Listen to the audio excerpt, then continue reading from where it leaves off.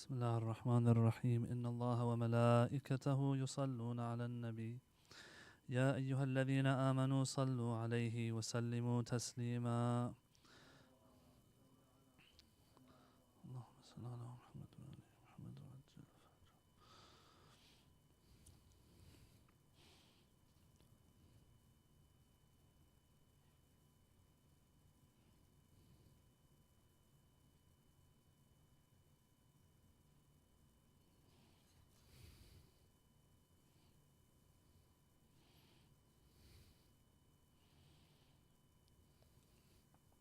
Inshallah we'll start with dua. اللهم صل على محمد وآل محمد. بسم الله الرحمن الرحيم. اللهم إني أسألك برحمتك التي وسعت كل شيء وبقوتك التي قهرت بها كل شيء وخضع لها كل شيء وذل لها كل شيء وبجبروتك التي غلبت بها كل شيء وبعزتك التي لا يقوم لها شيء وبعظمتك التي ملأت كل شيء وبسلطانك الذي على كل شيء وبوجهك الباقي بعد فناء كل شيء وبأسمائك التي ملأت أركان كل شيء وبعلمك الذي أحاط بكل شيء وبنور وجهك الذي أضاء له كل شيء. يا نور يا قدوس يا نور يا قدوس يا نور يا قدوس يا أول الأولين ويا آخر الآخرين. اللهم اغفر لي الذنوب التي تهتك العصام. اللهم اغفر لي الذنوب التي تنزل النقام. اللهم اغفر لي الذنوب التي تغير النعم. اللهم اغفر لي الذنوب التي تحبس الدعاء. اللهم اغفر لي الذنوب التي تنزل البلاء. اللهم اغفر لي كل ذنب أذنبته وكل خطيئة أخطأتها. اللهم إني أتقرب إليك بذكرك وأستشفع بك إلى نفسك وأسألك بجودك أن تدنيني من قربك وأن توزعني شكرك وأن تلهمني ذكرك. اللهم إني أسألك سؤال خاضع متذلل خاشع أن تسامحني وترحمني وتجعلني بقسمك راضيا قانعا وفي جميع الأحوال متواضعا. اللهم وأسألك سؤال من اشتدت فاقته وأنزل بك عند الشدائد حاجته وعظم فيما عندك رغبته. اللهم عظم سلطانك وعلى مكانك وخفي مكرك وظهر أمرك وغلب قهرك وجرت قدرتك ولا يمكن الفرار من حكومتك. اللهم لا أجد لذنوبي غافرا ولا لقبائحي ساترا ولا لشيء من عملي القبيح بالحسن مبدلا غيرك. لا إله إلا أنت سبحانك وبحمدك. ظلمت نفسي ظلمت نفسي ظلمت نفسي وتجرأت بجهلي وسكنت إلى قديم ذكرك لي ومنك علي. اللهم مولاي كم من قبيح سترته وكم من فادح من البلاء أقلته وكم من عثار وقيته وكم من مكروه دفعته وكم من ثناء جميل لست أهلا له نشرته. اللهم عظم بلائي وأفرط بي سوء حالي وقصرت بي أعمالي وقعدت بي أغلالي وحبسني عن نفعي بعد آمالي وخدعتني الدنيا بغرورها ونفسي بخيانتها ومطالي يا سيدي فأسألك بعزتك ألا يحجب عنك دعائي سوء عملي وفعالي ولا تفضحني بخفي ما اطلعت عليه من سري ولا تعاجلني بالعقوبة على ما عملته في خلواتي من سوء فعلي وإساءتي ودوام تفريطي وجهالتي وكثرة شهواتي وغفلتي وكن اللهم بعزتك لي في كل الأحوال رؤوفا وعلي في جميع الأمور عطوفا إلهي وربي من لي غيرك أسأله كشف ضري والنظر في أمري إلهي ومولاي أجريت علي حكما اتبعت فيه هوى نفسي ولم أحترس فيه من تزيين عدوي فغرني بما أهوى وأسعده على ذلك القضاء فتجاوزت بما جرى علي من ذلك بعد حدودك وخالفت بعض أوامرك فلك الحجة علي في جميع ذلك ولا حجة لي فيما جرى علي فيه قضاؤك وألزمني حكمك وبلاؤك وقد أتيتك يا إلهي بعد تقصيري وإسرافي على نفسي معتذرا نادما منكسرا مستقيلا مستغفرا منيبا مقرا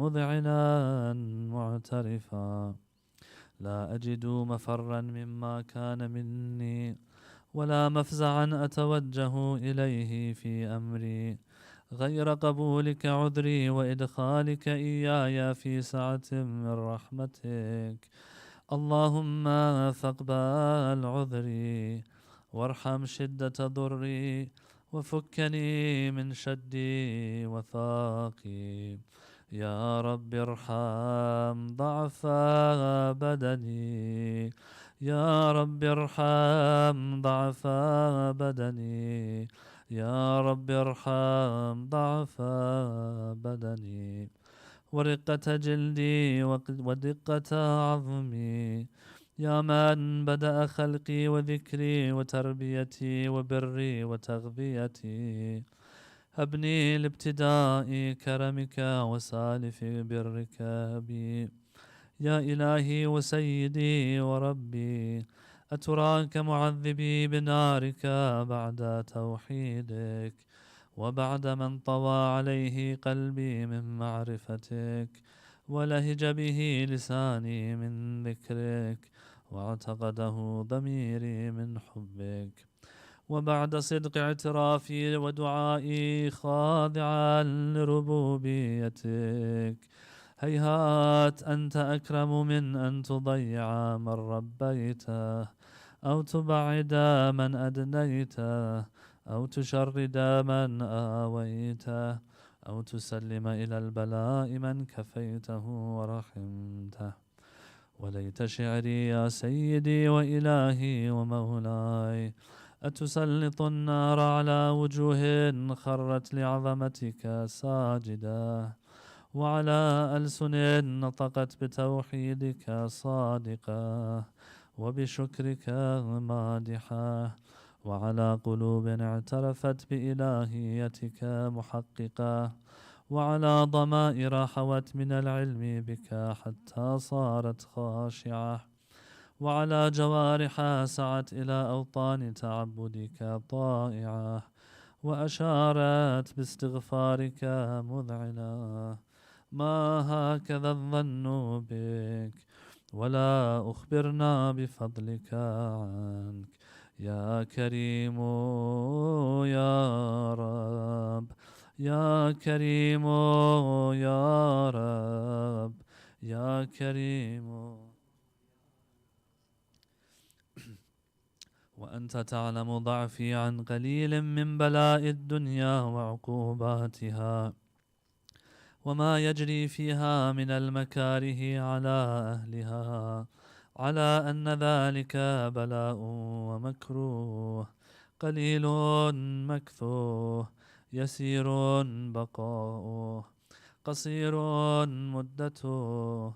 فكيف احتمالي لبلاء الآخرة وجليل وقوع المكاره فيها، وهو بلاء تطول مدته ويدوم مقامه ولا يخفف عن أهله، لأنه لا يكون إلا عن غضبك وانتقامك وسخطك. وهذا ما لا تقوم له السماوات والأرض. يا سيدي فكيف بي وأنا عبدك الضعيف الذليل الحقير المسكين المستكين. يا إلهي وربي وسيدي ومولاي، لأي الأمور إليك أشكو، ولما منها أضج وأبكي، لأليم العذاب وشدته أم لطول البلاء ومدته؟ فلئن صيرتني للعقوبات مع أعدائك، وجمعت بيني وبين أهل بلائك، وفرقت بيني وبين أحبائك وأوليائك، فهبني يا إلهي وسيدي ومولاي وربي. صبرت على عذابك، فكيف أصبر على فراقك؟ وهبني صبرت على حر نارك، فكيف أصبر عن النظر إلى كرامتك؟ أم كيف أسكن في النار ورجائي عفوك؟ فبعزتك يا سيدي ومولاي أقسم صادقا، لئن تركتني ناطقا لأضجن إليك بين أهلها ضجيج الآمنين، ولا أصرخن إليك صراخ المستصرخين، ولا أبكين عليك بكاء الفاقدين، ولا أنادينك أين كنت يا ولي المؤمنين، يا غاية آمال العارفين، يا غياث المستغيثين، يا غياث المستغيثين، يا غياث المستغيثين، يا حبيب قلوب الصادقين، ويا إله العالمين. أفتراك سبحانك يا إلهي وبحمدك تسمع فيها صوت عبد مسلم سجن فيها بمخالفته، وذاق طعم عذابها بمعصيته، وحبس بين أطباقها بجرمه وجريرته، وهو يضج إليك ضجيج مؤمل لرحمتك، ويناديك بلسان أهل توحيدك، ويتوسل إليك بربوبيتك. يا مولاي فكيف يبقى في العذاب وهو يرجو ما سلف من حلمك؟ أم كيف تؤلمه النار وهو يأمل فضلك ورحمتك؟ أم كيف يحرقه لهيبها وأنت تسمع صوته وترى مكانه؟ أم كيف يشتمل عليه زفيرها وأنت تعلم ضعفه؟ أم كيف يتقلقل بين أطباقها وأنت تعلم صدقه؟ أم كيف تزجره زبانيتها وهو يناديك يا رباه؟ أم كيف يرجو فضلك في عتقه منها فتتركه فيها؟ هيهات، ما ذلك الظن بك ولا المعروف من فضلك، ولا مشبه لما عاملت به الموحدين من برك وإحسانك. فباليقين أقطع لولا ما حكمت به من تعذيب جاحديك وقضيت به من إخلاد معانديك لجعلت النار كلها بردا وسلاما وما كانت لأحد فيها مقرا ولا مقاما لكنك تقدست أسماؤك أقسمت أن تملأها من الكافرين من الجنة والناس أجمعين وأن تخلد فيها المعاندين وأنت جل ثناؤك قلت مبتدئا وتطولت بالإنعام متكرما أفمن كان مؤمنا كمن كان فاسقا لا يستوون إلهي وسيدي فأسألك بالقدرة التي قدرتها وبالقضية التي حتمتها وحكمتها وغلبت من عليه أجريتها أن تهب لي في هذه الليلة وفي هذه الساعة كل جرم أجرمته وكل ذنب أذنبته وكل قبيح أسررته وكل جهل عملته كتمته أو أعلنته أو أخفيته أو أظهرته وكل سيئة أمرت بإثباتها الكرام الكاتبين الذين وكلتهم بحفظ ما يكون مني وجعلتهم شهودا علي مع جوارحي وكنت أنت الرقيب علي من ورائهم والشاهد لما خفي عنهم وبرحمتك أخفيته وبفضلك سترته وأن توفر حظي من كل خير أنزلته أو إحسان فضلته أو بر تنشره أو رزق تبسطه أو ذنب تغفره أو خطأ تستره يا ربي يا ربي يا رب يا ربي يا ربي يا رب يا ربي يا ربي يا إلهي وسيدي ومولاي ومالك رقي يا من بيده ناصيتي يا عليما بضري ومسكنتي يا خبيرا بفقري وفاقتي يا ربي يا ربي يا رب يا ربي يا ربي يا رب يا ربي يا رب أسألك بحقك وقدسك وأعظم صفاتك وأسمائك أن تجعل أوقاتي من الليل والنهار بذكرك معمورة وبخدمتك موصولة وأعمالي عندك مقبولة حتى تكون أعمالي وأورادي كلها وردا واحدا وحالي في خدمتك سرمدا يا سيدي يا من عليه معولي يا من إليه شكوت أحوالي يا ربي يا ربي يا رب يا ربي يا ربي يا رب يا ربي يا ربي يا رب قو على خدمتك جوارحي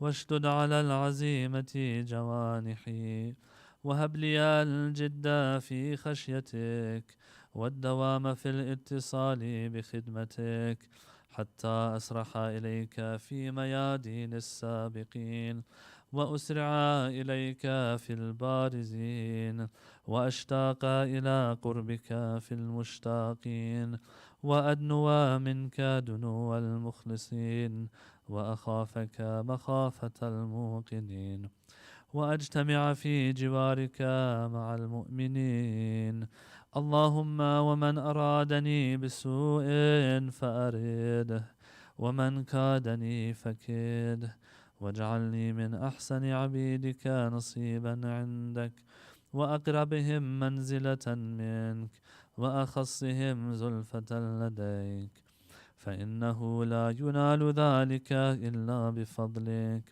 وجد لي بجودك، وعطف علي بمجدك، واحفظني برحمتك، واجعل لساني بذكرك لهجا، وقلبي بحبك متيما، ومن علي بحسن إجابتك.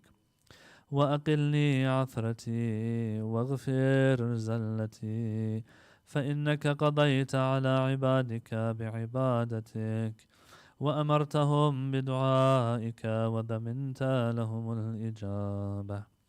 فإليك يا ربي نصبت وجهي، وإليك يا ربي مددت يدي، فبعزتك استجب لي دعائي، وبلغني مناي، ولا تقطع من فضلك رجائي، واكفني شر الجن والإنس من أعدائي.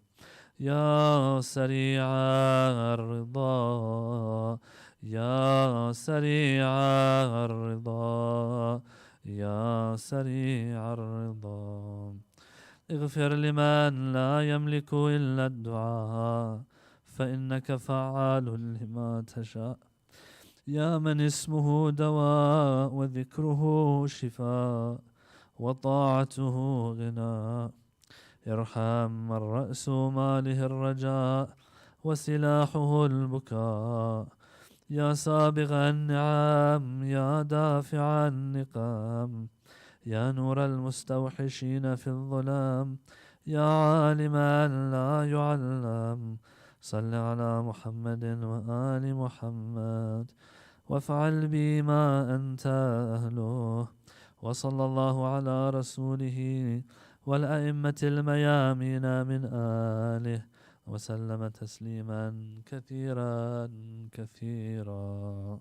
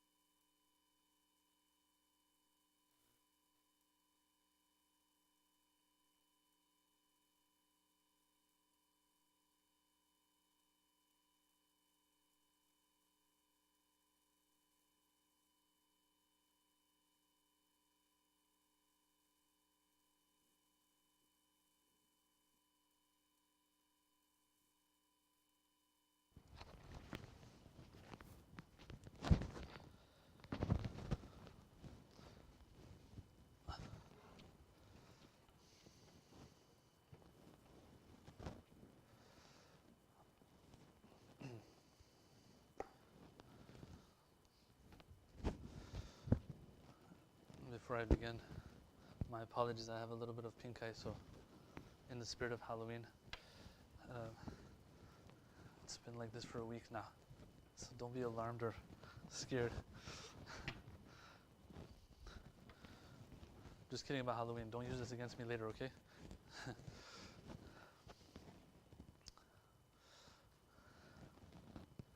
أعوذ بالله من الشيطان الرجيم. بسم الله الرحمن الرحيم. الحمد لله رب العالمين والصلاة والسلام على سيدنا ونبينا أبي القاسم المصطفى محمد وآله الطاهرين. اللهم صل على محمد وآل محمد. Okay, so in our last session we were discussing, we're going over Shaykh Sadr's book actually, in which he discusses this unacceptable ijtihad versus acceptable ijtihad, correct? And we reached the point where he wants to get now into the different views in this regard, or the different, let's say, he gives different examples of scholars, big scholars who they have commented on this idea of ijtihad. Okay? So if you remember, we talked about how this ijtihad has two usages, correct? One is the classical usage of it, and we have hadiths that speak against this ijtihad. And this has been the reason why some people feel that ijtihad is not something that is permissible. But then there's another usage of it, which is a general usage, which means just any form of derivation of Islamic law from its sources. Okay? Shaykh Sadr brings, and other ulama have also done this, they bring examples of those who spoke against this after al-Ghaybatul Sughra began. Who are these people? These, you could say, are some of them are the fathers of the Shi'i faith, like Shaykh Saduq, like Shaykh Mufid, like Sayyid al-Murtada, brother of Sayyid al-Radi, compiler of Nahj al-Balagha, Shaykh Tusi, and one more we'll talk about. So these individuals, they have all written against ijtihad. Not only do we have hadith, but we also have great grand ulama of the past who've spoken against it. So obviously when you have ulama speaking against something, when you have hadith against something, it just makes sense, it just makes sense that it's something that's not allowed, not permissible, correct? This is where scholarship plays such an important role, or else before you know it, we've put something aside that we actually need very much. Why? Just because we have ulama and hadith speaking against it, okay? Now, let's read through these different excerpts that we have here and see what they say. Shaykh al-Saduq, he speaks about Prophet Musa in his book. He says, look, in the story of Musa, what happened? Musa and Khidr. Prophet Musa doesn't understand the hikmah and wisdom behind the things that Khidr says to do, or the things that Khidr himself does. Three things that take place, remember, in that story. We don't want to get into it right now. Okay, these three cases, every time Prophet Musa, he kind of interjects, kind of objects. He says, what is this? Doesn't make sense. He says, be patient and just be submissive to what we're doing. Prophet Musa eventually can't do it anymore, and he has to part ways from Khidr. We all know the story. Now Shaykh al-Saduq, he's commenting on this story. Look what he says here. He says if Musa was not fit to exercise choice in the matter, three things took place. In all three of them, Musa was not allowed to exercise what he wanted. It was what Khidr and Allah wanted. He wasn't given that choice. Despite his excellence and high rank in God's view, then how can the ummah, the nation of the Muslims, be fit to choose its imam? So he takes it to a theological discussion first. He says, how can the people ever have the choice to choose who their imam is going to be? Of course, he's pointing to Saqifa. So it's a theological matter, but also, or to deduce and derive shari'i rulings by having recourse to their deficient intellects and diverse opinions. How are people allowed to use their own deficient minds and diverse opinions to identify and determine what Islam says about different rules and laws? Okay? In other words, Prophet Musa is not allowed to use his mind in these situations. Of course the normal people can't. This is a prophet we're talking about here. Of course we can't. So you see, Shaykh Saduq says, you can't do ijtihad as if. But he doesn't use the word ijtihad. But let's move on now. Shaykh al-Mufid, another heavyweight. He has a book It's titled An-Naqd. It's not a book, it's probably a treatise. An-Naqd ala ibn al-Junayd fi ijtihad al-Ra'i. Okay? This is a book that is written by, or a treatise that's written by Sheikh Mufid. Sheikh Mufid, like, brothers and sisters, he is the, if mainstream Shi'ism owes anything when it comes to Isma and these kinds of things of the Imams, this mainstream Shi'i ideology that we have today, they owe it a lot to Sheikh Mufid. Okay? Sheikh Mufid, he has a treatise, An-Naqd. Naqd means criticism, a critique. Ala ibn al-Junayd, on Ibn al-Junayd. Ibn al-Junayd, he's one of the two, they call him Al-Qadimain scholars. Him and another by the name of Ibn Abi Aqil. These two, but Ibn al-Junayd a lot more. His full name is Ibn al-Junayd al-Iskafi. So when we were studying the fiqh books back home, like Al-Lum'at al-Damashqiyya, these ones, wa alaikum assalam, you would find that his views were also mentioned, but usually they're not received very well. Why is that the case? Because he has been, I don't want to say falsely or truly, just all in all, he is one of the ones who is seen, although he's a Shi'i faqih, but he's seen to have exercised ar-ra'i, and that wrong form of ijtihad and qiyas. He's known for that. To the point that they say he's very close to the Sunni school when it comes to these matters. And he also has his own understandings in theological matters. He himself is a topic to discuss. Him, another one that I also feel is sometimes controversial is Ibn Qiba al-Razi. These two, when it comes to theological matters, when it comes to fiqh matters, Ibn al-Junayd, they are called out by others. Now, he's the teacher of Shaykh al-Mufid. Okay? He is the teacher of Shaykh al-Mufid, but when it comes to matters of scholarship and academics, no one's ma'soom. So even if someone's your teacher, you have their respect, but you can critique them, you can criticize them. So he has a book or a treatise, a critique on Ibn al-Junayd, fi ijtihad al-ra'i, and the fact that he does ijtihad with his opinions, or he puts to use or employs and utilizes ra'i, and personal preference and opinion when it comes to fiqh. So they're writing against him. They are writing against this person. So Shaykh Mufid is against this. Shaykh al-Saduq is against this. Who else do we have? As-Sayyid al-Murtada. He has a famous book, Al-Dhari'a. Over there he has a few lines that we have here that I'm going to read to you. He says, Inna al-ijtihad batilun. I don't have to translate that, do I? Inna al-ijtihad batilun. Alright, the only word here that we don't know is inna maybe. Okay, verily. Ijtihad is batil. وَإِنَّ الْإِمَامِيَّ لَا يَجُوزْ عِنْدَهُمُ الْعَمَلْ بِالظَّنِّ. The Imamiyya, us, the 12ers, لَا يَجُوزْ, it's not permissible for them to act upon dhan, conjecture, when you're not 100% sure about something, and to just go with it just because I'm 70% sure. That's not enough. You have to be 100% sure something is right or wrong before you go for it or you stay away from it. وَلَا الرَّأِي, they're not allowed to go by their dhan, conjecture. They're not also allowed to go by their opinion, ra'i. وَلَا الْإِجْتِهَاد, and even ijtihad, they can't use that. So none of these are permissible according to the Imamiyya school of thought. You want anything clearer than that?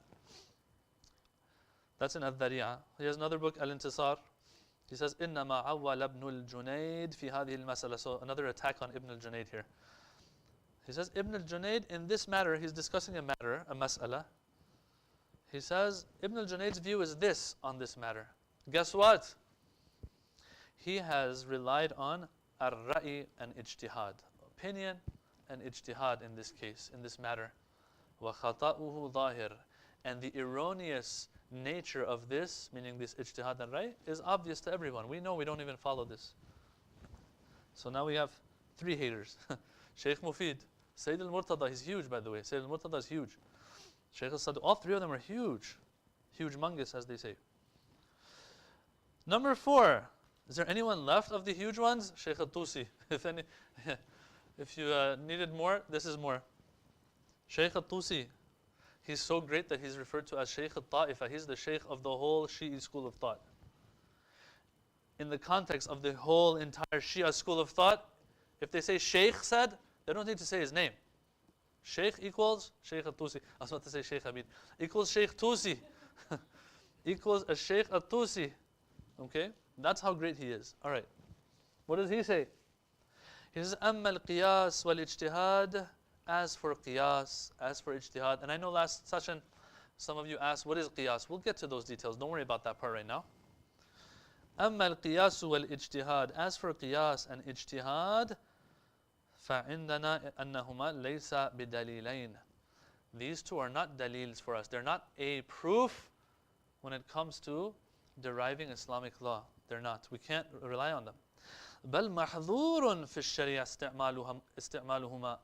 As a matter of fact, it's haram. It's not permissible to use them when it comes to the Sharia.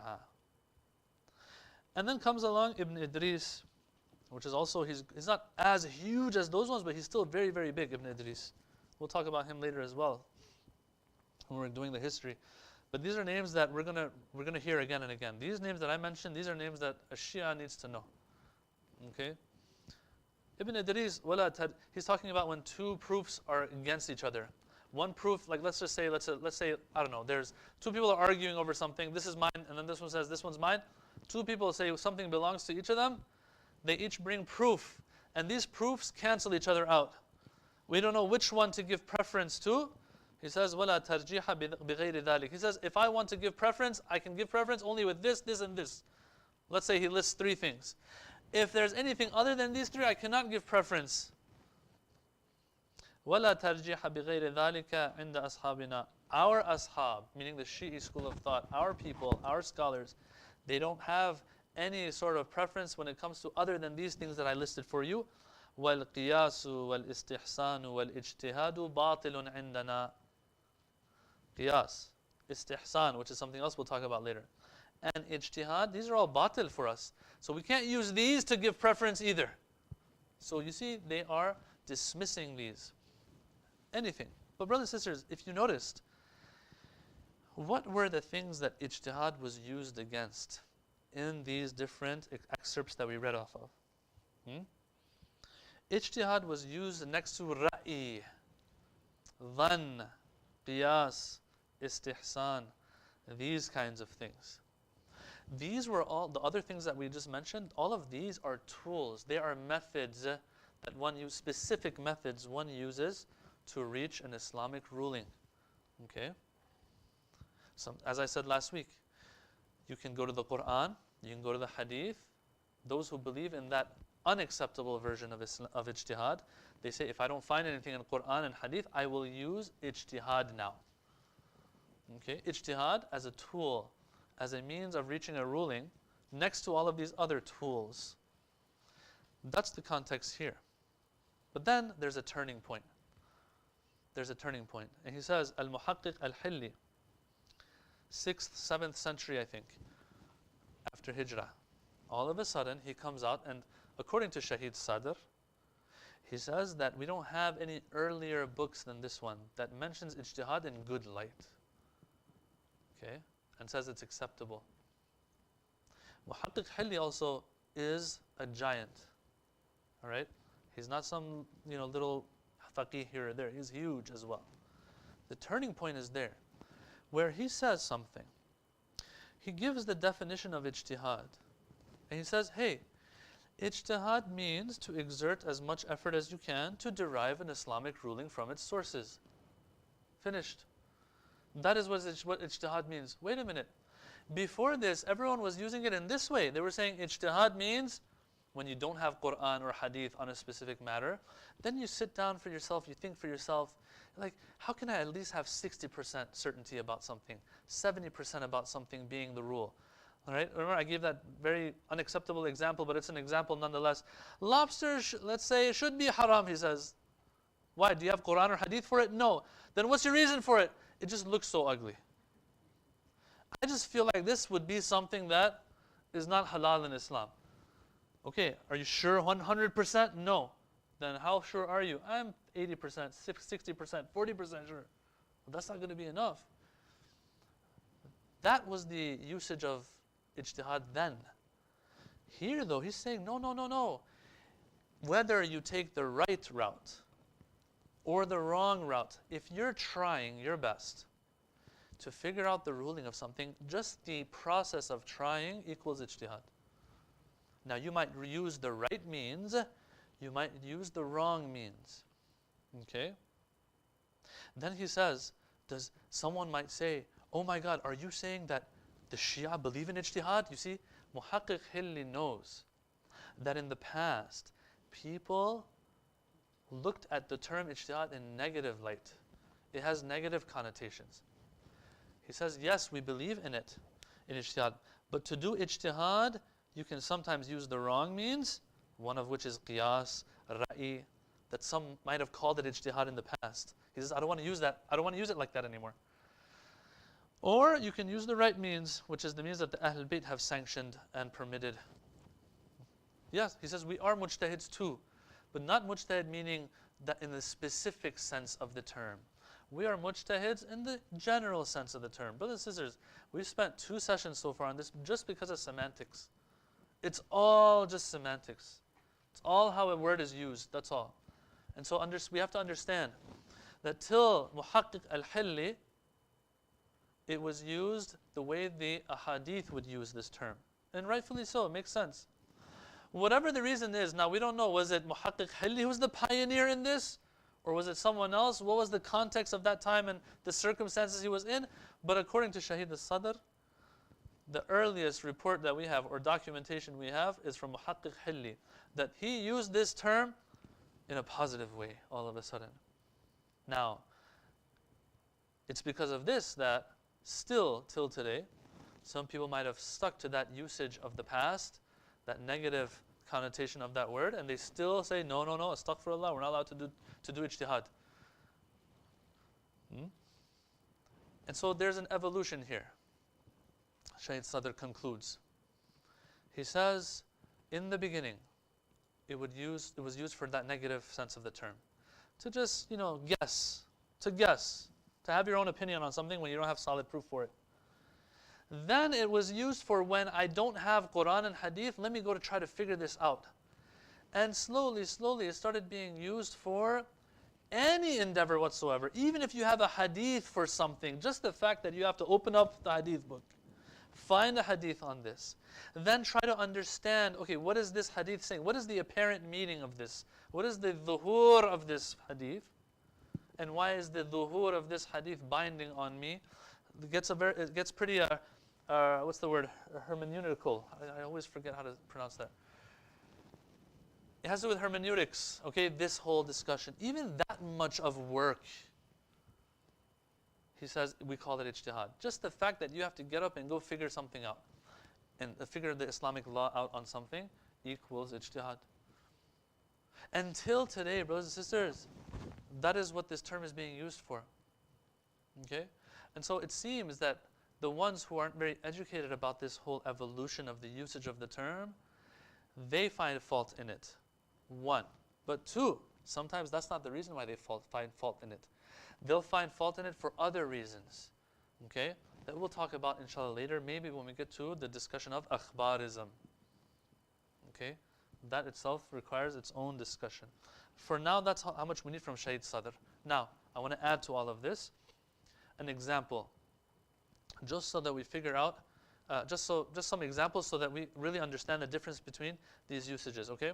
So, sometimes someone will come and say, hey, can you give me the ruling? I mean, once again, let's talk about smoking. Let's forget about lobster, poor lobster. Let's talk about smoking. Do we have hadith for smoking? No, we don't, okay? For or against it? No, we don't. Okay, Surah Dukhan has nothing to do with that, okay, brothers and sisters? Okay. All right, so sometimes a scholar will look into the sources to find the ruling on smoking, and will declare it to be halal. It doesn't find anything about it in the hadiths and in the Quran. It says it's halal or it's haram.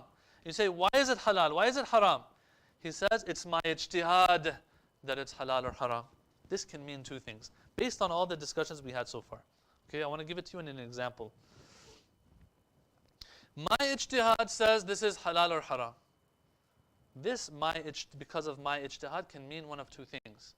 Sometimes it means I looked into the Quran and Hadith. I didn't find anything. So I said, well, this is smoke. The smoke that comes out smells bad, looks dirty, and so I'm going to say it's haram. Okay? Or says, look, smoking, okay, it's smoke.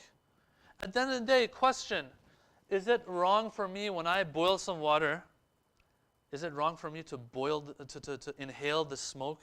Or let's say, what do they call it? It's not smoke. What is it that rises? The steam that rises from the pot that the water is boiling in. Is it haram for me to inhale the steam coming from the water? No. So steam is okay. Smoke is like steam. So smoking is okay. Steam was okay, inhaling steam. Smoke looks like steam. So smoke should also be okay. This is my ijtihad, this person will say. This is the problematic ijtihad. Did you find any recourse to Quran and Hadith in this? Or no, just comparing one thing to another thing. Or just making stuff up. Haram because why? Because you have Quran or Hadith for it? No, I don't have Quran or Hadith. But what do you have for it? I just feel like it would be bad. It's just because it smells bad. That can be one meaning of this is my ijtihad. Sometimes though, this is my ijtihad means something else. It means I looked into the sources, let's say, I couldn't find anything in the Quran, I couldn't find anything in the Hadith. Or I found something in the Quran, I found something in the Hadith, then all the better. But I didn't find, then what'd you do? I said, okay, I was not able to find it in the Quran and Hadith. We have a general rule given to us by other Hadith that if you cannot find whether something is halal or not in our Hadiths, then assume it is halal. Okay? This is called asalatul bara'ah. Until proven otherwise. So yeah, I don't have a Quranic verse for smoking, let's say. I don't have a Hadith for it. But I'm saying it's halal, why? Because other hadiths that give me general rules have told me that if you don't have a reason, a proper, solid reason for something to be haram, you're not allowed to say it's haram. You say it's halal until proven otherwise. Okay? That's one. When this person says, it's my ijtihad, I said it's halal because of my ijtihad, not because of those examples that I gave initially, steam, and I don't know, it smells bad. No, none of that nonsense. No, it goes back to Quran and Hadith eventually. But we don't have a specific Hadith or verse for it. Okay. Or sometimes this person will say, my ijtihad said it's haram. Smoking is haram. Why? Why do you say it's haram? Do you have a Quran or Hadith for it? He says, no. What do you do with that rule that says everything is halal until proven otherwise? He says, I know, I believe in that too. But my understanding is, it falls under the category of those things that are harmful for you. And we have in the sources, in the Quran and Hadith, we have literature that tells us anything that's harmful for you is haram. So I'm going to put it under that category and make it haram for you. These are not good examples, by the way, brothers and sisters. There's a lot of nuance here. And I'm just giving these examples so you can get an understanding. Or else this idea of it being harmful, so I'm going to make it haram. Usually the mujtahid doesn't make it haram because of that. That is the job of the individual and identifying it as a mukallaf. I don't want to get into these details. But I hope I was able to at least illustrate to an extent, yes, the difference between these two. When you say it's my ijtihad, sometimes it can be problematic. Sometimes it can be exactly in line with Islam and Sharia. All right, that was Shaykh Sadr. Now I want to share with you what one of the other mujtahids explains. He's an academic though. He's from Princeton. Ayatollah, I would call him Sayyid Hussein Mudarrisi. Okay, he's very famous. You can look him up, Princeton. He's been there for forever. And he has some very, very monumental works as well, to the extent that although they are originally in the English language, although he's Iranian himself, but they are originally written in English, and then they've translated his works, some of them, to Farsi for Qom. Think about it. For you to be here, but be so good at what you do, I mean, he's a proper mujtahid, and your works being translated. Now, sometimes they translate his works so they can refute them. Sometimes they translate them so that they can learn from them as well. Both of them apply here. Okay, so he has a work, Crisis and Consolidation.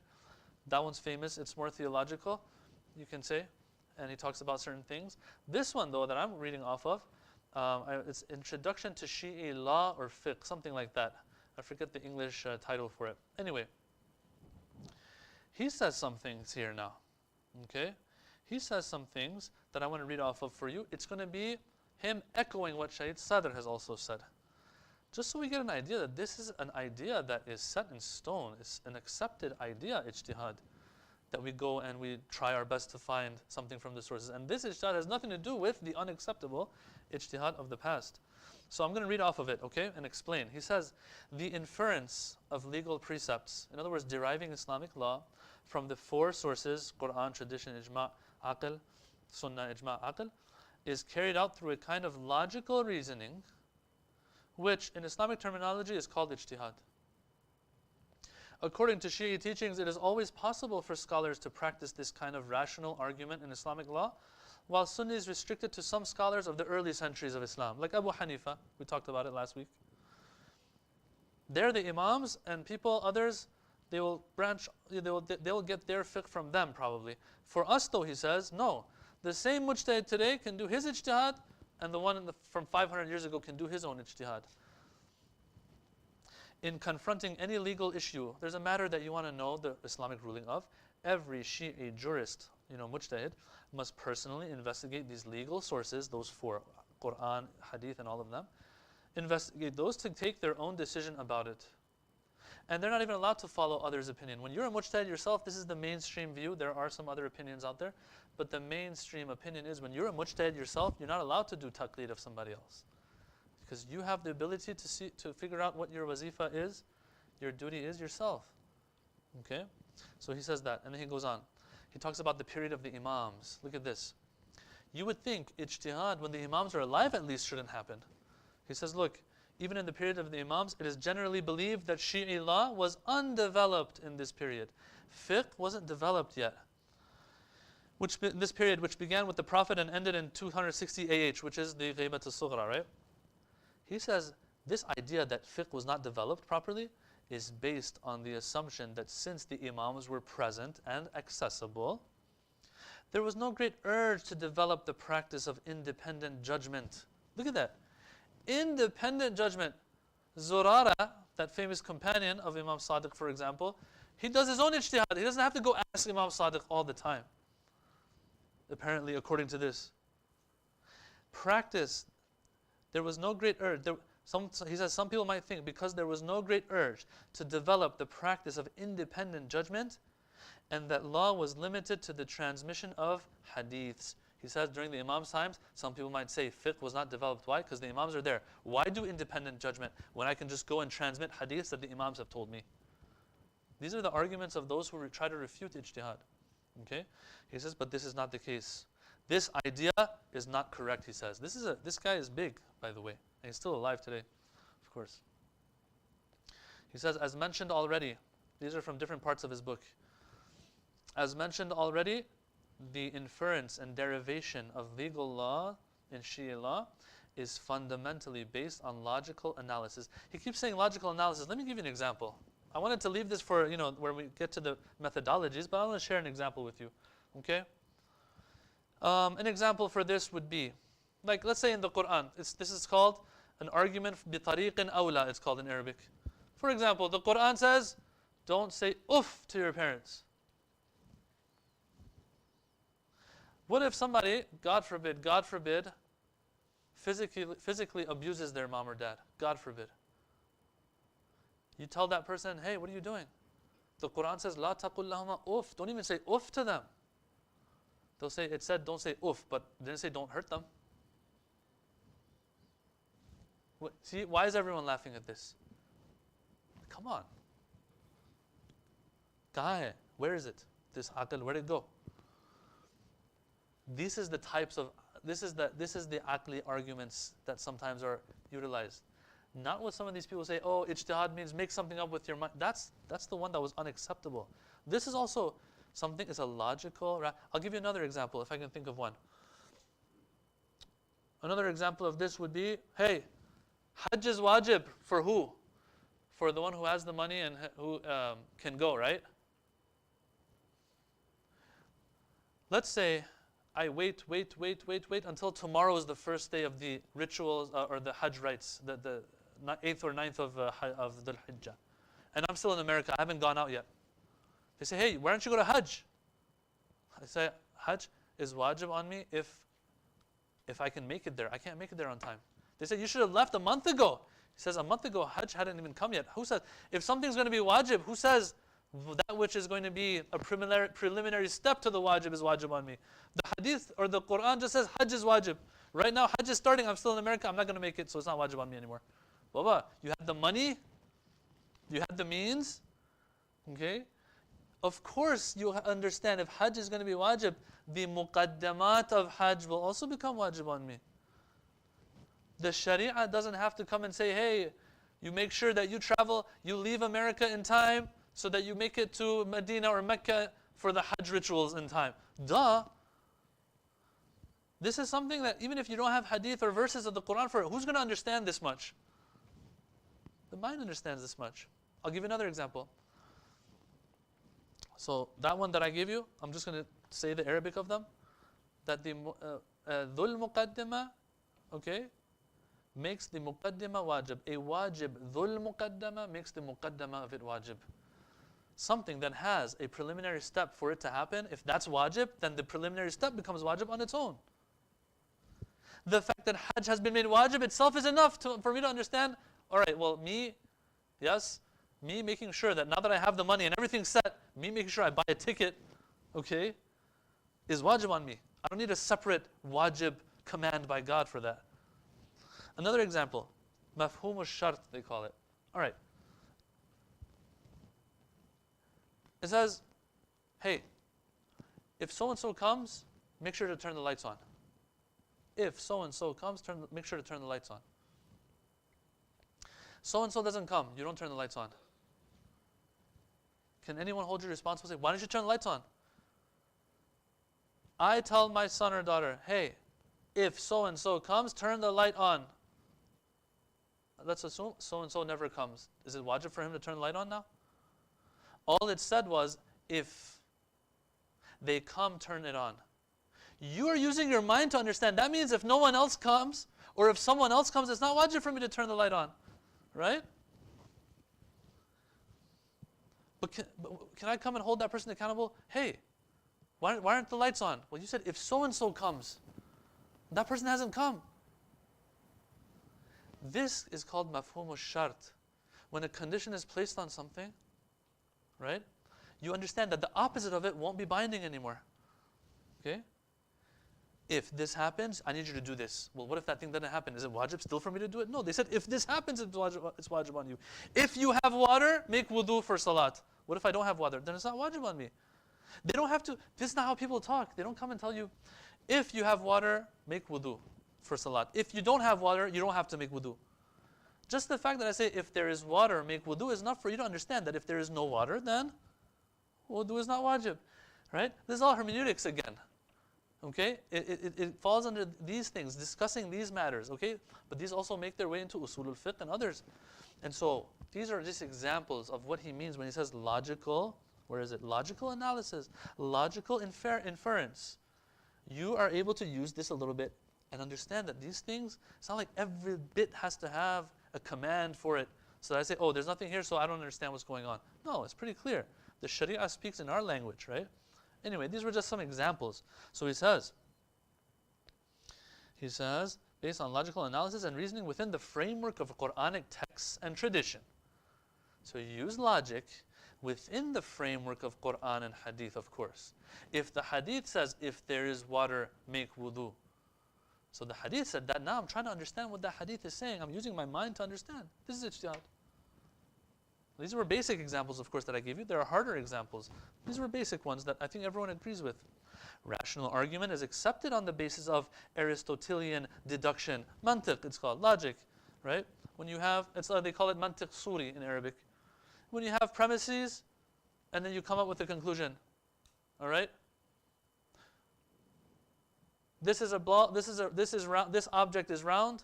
All round objects are balls. This is a ball. That kind of logic. These arguments that they have. The example I gave is wrong. Not all round things are balls, but That's what is meant by Aristotelian deduction here. Which brings certainty, he says. These rational arguments which bring certainty.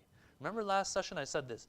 The one standard and measuring stick that we have between qiyas, istihsan, the wrong form of ijtihad versus the right form of ijtihad, one brings you conjecture, one brings you 50%, 60%, 70%, 80% certainty. The other one brings you 100% certainty. As a normal human being at least. Right? As a normal human being. When it says, don't say uff to them, anything more than that also applies. You can't hit them and then say, oh, it said uff only. You can't do that.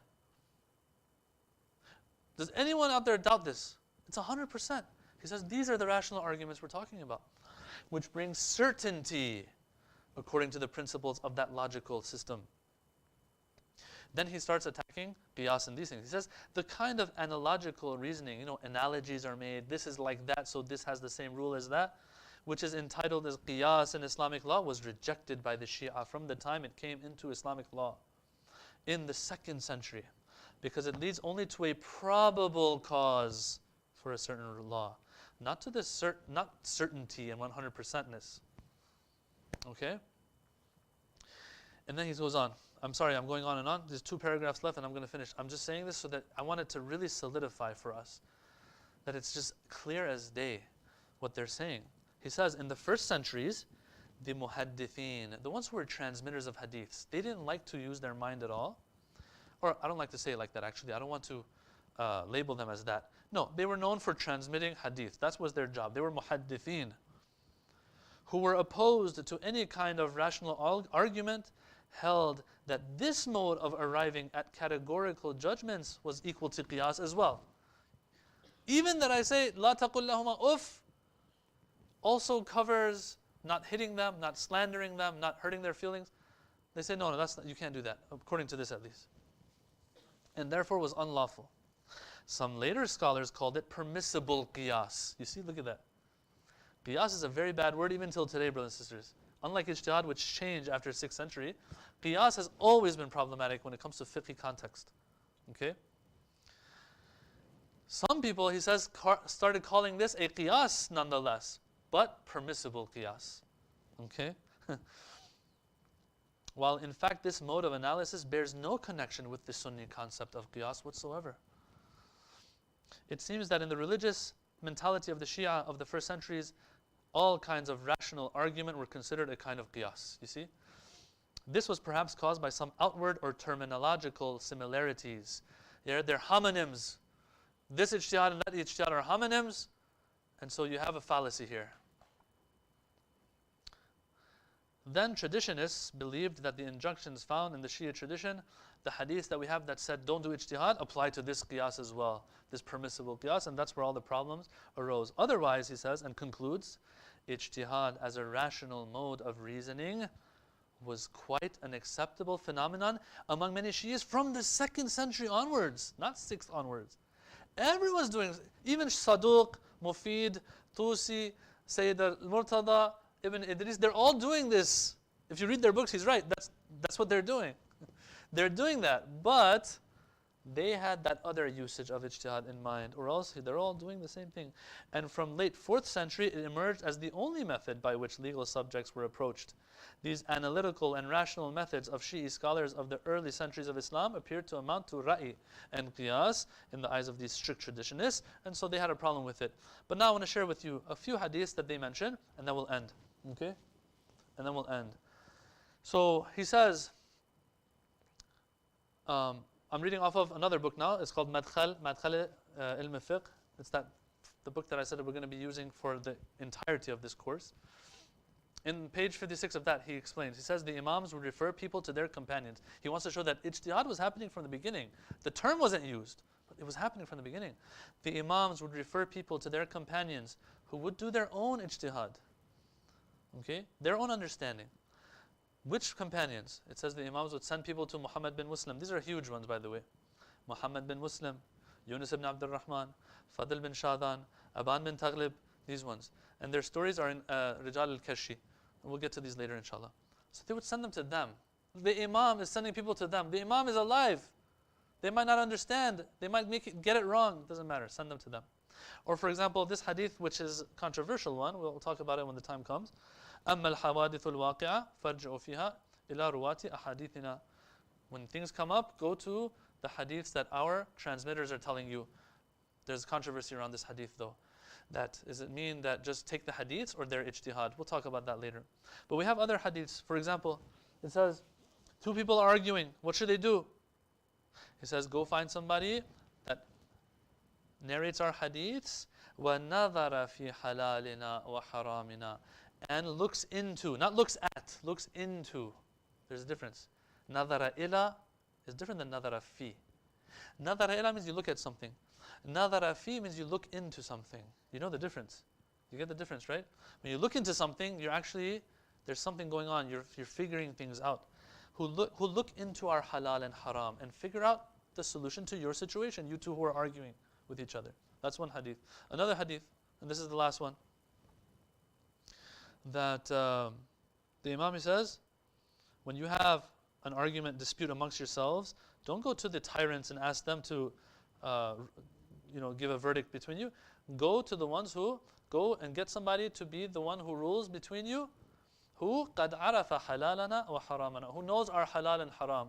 Well, how does he know the halal and haram? Yes, he has access to the hadiths and all of that, but in the end, he has to do his own work too to figure out this particular situation. Okay? It doesn't say go to them and ask them what the hadiths are. It says go let them figure it out for you. And so here, some have said, but this has to do with only the judges in Islam, not a mujtahid. But then other scholars like Wahid al-Bahbahani, others have explained, look, in the end these are all the same.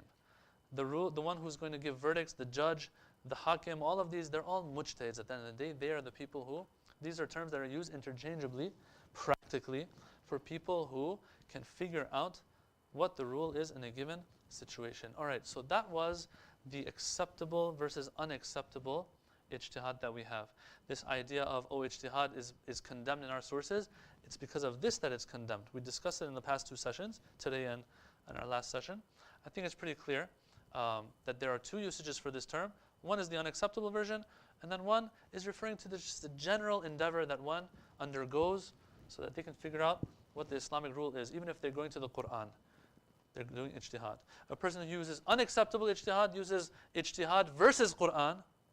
A person who uses acceptable ijtihad means, his ijtihad means going to the Quran and the Hadith. Okay? And trying to figure things out based on those. Inshallah, that's very clear. And so we'll move on from this topic for our next session. Any questions before I end? All right, it shows that it was pretty clear, inshallah. All right, walhamdulillahi rabbil alameen, wassalamu alaikum wa rahmatullah, salawat.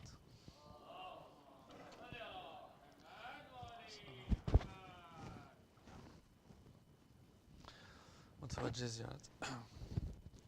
السلام عليك يا رسول الله. السلام عليك يا أمير المؤمنين. السلام عليك يا فاطمة الزهراء سيدة نساء العالمين. السلام على الحسن والحسين سيدي شباب أهل الجنة.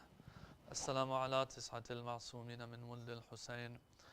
السلام عليك يا غريب الغرباء ومعين الضعفاء والفقراء أيها الرضا ورحمة الله وبركاته. السلام عليك يا مولانا يا صاحب الزمان. الأمان الأمان من فتن الزمان. عجل الله تعالى فرجك وسهل الله تعالى مخرجك وظهورك